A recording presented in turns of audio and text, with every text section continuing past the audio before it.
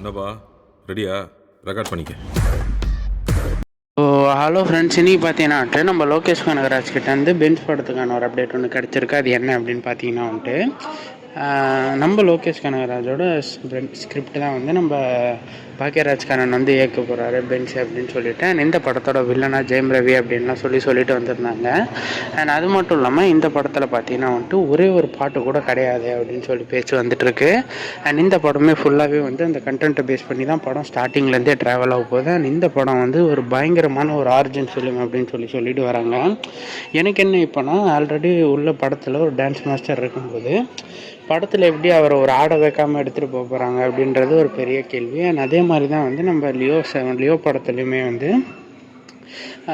Vijay sir ஆட வைக்கணும் அப்படின்றதுக்கே அந்த ஃப்ளாஷ்பேக் ரெடி பண்ண மாதிரி இருந்துச்சு. ஸோ அந்த ஃப்ளாஷ்பேக் வந்து அந்த படத்தில் இல்லைனா அந்த படம் இன்னும் பிளாஸ்ட் ஆகிருக்கும். ஸோ அதே மாதிரி இந்த படத்தை வந்து தப்பு பண்ண மாட்டார். ஸோ கதைக்கு என்ன தேவையோ அதை தான் வந்து பண்ண போகிறதா வந்து சொல்லப்படுது. ஸோ சாய் அபியங்கருக்கு பெருசாக இன்னும் வேலை இருக்காது. பட் அவர் வந்து தீம் மியூசிக்லாம் பயங்கரமாக போட்டு கொடுத்துட்டாரு அப்படின்னா வேறு லெவலில் படம் ஹிட் ஆகிடும். கதையுமே வந்து பயங்கரமாக இருக்க போகுது அப்படின்னு சொல்லி நம்ம வேறு லெவலில் ஹைப் பண்ணிட்டு வராங்க அந்த படத்துக்கு. ஸோ யாரெல்லாம் வந்து பென்ஸ் படத்துக்கு பயங்கர ஆர்வமாக இருக்கீங்க அப்படின்றத மறக்காமல் கமெண்ட்ஸில் சொல்லுங்கள்.